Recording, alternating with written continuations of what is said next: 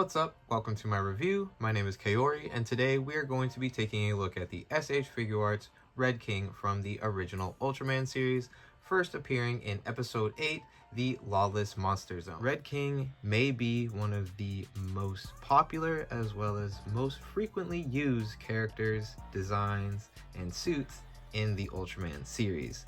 Originally debuting in episode 8 of the original Ultraman series, the Lawless Monster Zone, this figure embodies the suit as well as the character beautifully.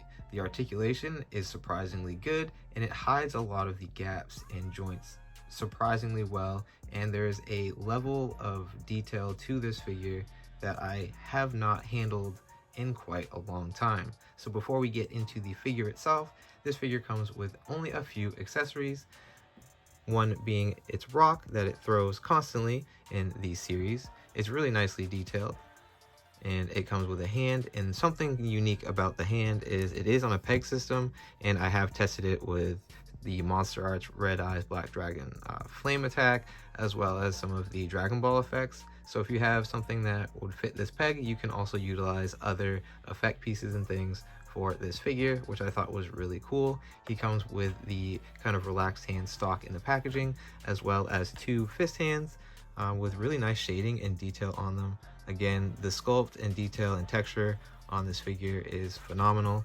So that is all it has for accessories. A little bit lackluster, I would say. I think it would be neat to have maybe more rocks or a couple of the abilities that he gained along the way, but nonetheless, that I think that is just fine for what we get at the price point, as well as all of the sculpted detail that this figure has. So let's take a look at some of those sculpted details as well as the highlights. In different lighting, the tone of color is very different, so I'm trying a different kind of lighting for this video. If you like it, let me know in the comments. If you do not, I'll go back to one of my older styles that I used on my previous video that I shot months ago. But this figure has just so much detail to look at, as well as the texture. It's really, really, really show accurate. Even has the very flat feet, and the tail has 10 segmented parts, as well as the joints kind of having little caps and covers. So let's add some more light to this so we can take a better look at the articulation. So the arm has a kind of weirdish thing going on where you can bend the elbow at a couple different angles. You'll get just about 90 out of that elbow, and that's on both sides.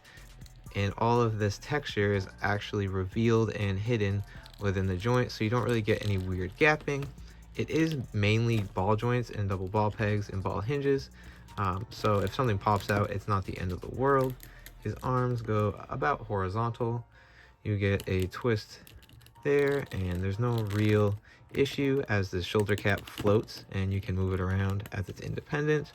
And the wrist is just on a little ball peg, which switches in and out really smoothly, but doesn't fall off too easily as well. Coming to the head, where I should have started, but oh well.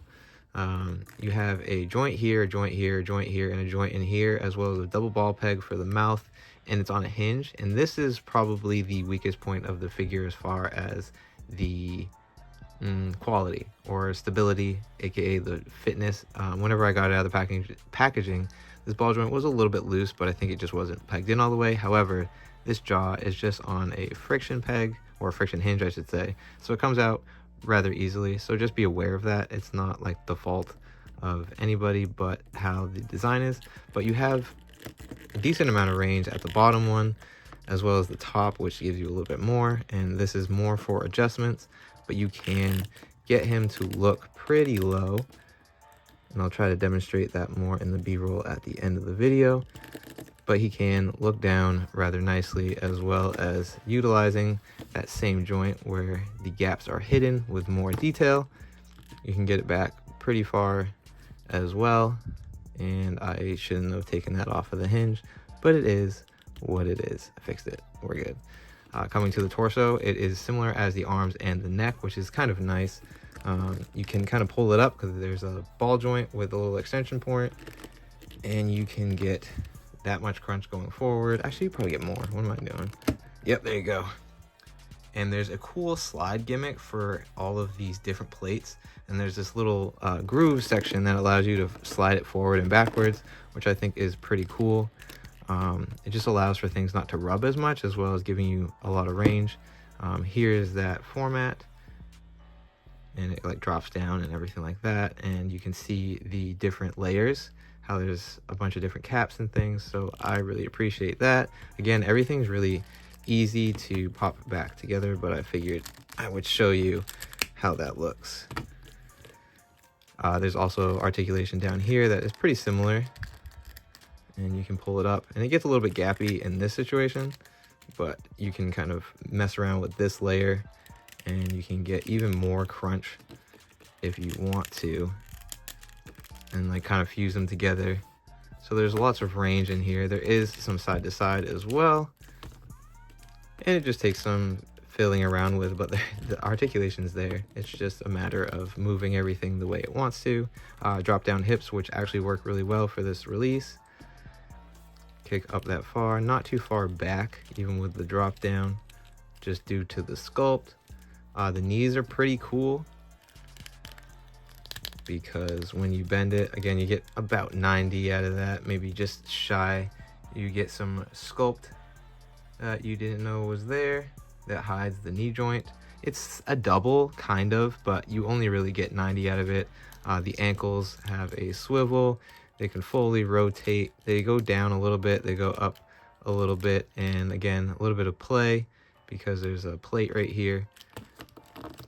But overall, this is definitely a really fun release, and when you mess around with it, it has surprisingly good range whenever you move around some of those textures. But the main thing that is super fire that I really like is this tail, as it has 10 segmented parts that all like vary. So you have a small, like medium, and then it goes to large as it connects to the body, and this poses really nicely.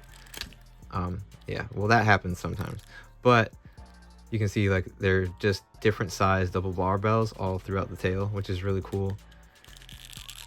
I had it like almost maxed out, but as I move things, but again, it's not too difficult to get into place. There we go. But there is 10. This one falls, the tip falls off a lot, and that middle piece kind of falls off a lot if you push it past the point of no return.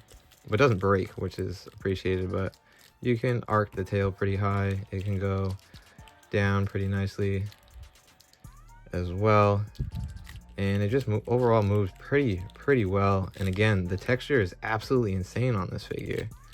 I always kind of like drooping the tails around, and yeah, this figure is pretty fire. I really enjoy it, and if you have been interested in this character or want a more articulated version, this just came out in April 2024, or as of this recording, a few months ago at the beginning of spring, and I didn't know about it, but now I have it and I'm incredibly happy. There's even paint detail and sculpt detail on the bottom of the feet. Yeah, this is really cool. Let's get him in a more neutral pose and bring in some comparisons with other Ultraman figures to round out this video.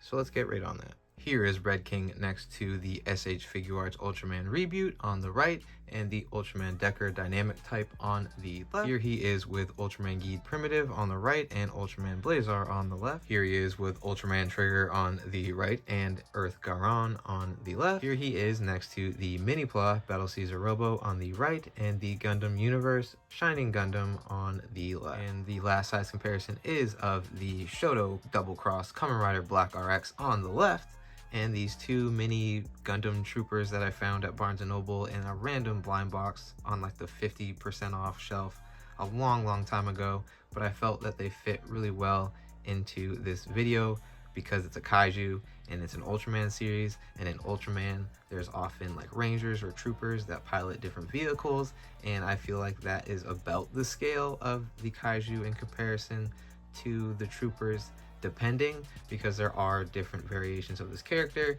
and in a couple of the iterations he has a rise sequence, which is what Ultraman does when he transforms, which is pretty cool in the many different series this figure is a part of. But enough of these comparisons, let's wrap this up. Final thoughts on this figure are as follows. This figure has an incredible amount of sculpted, textured, and painted details that come straight out of the show. My only main gripe would be limited articulation in certain places and a little bit of looseness in at least my copy on the jaw and the upper head portion. But other than that, I would give this figure a solid 8.5 out of 10 on the KL Toy Box scale. And if you would like to pick one up, please use the link in my bio. Thanks again to Beast of the East Collectibles for sponsoring this video. And thanks to every one of you for watching. Be sure to like, comment, and subscribe for more. And let me know what you would like to see me review in the future down in the comments. See you guys next time.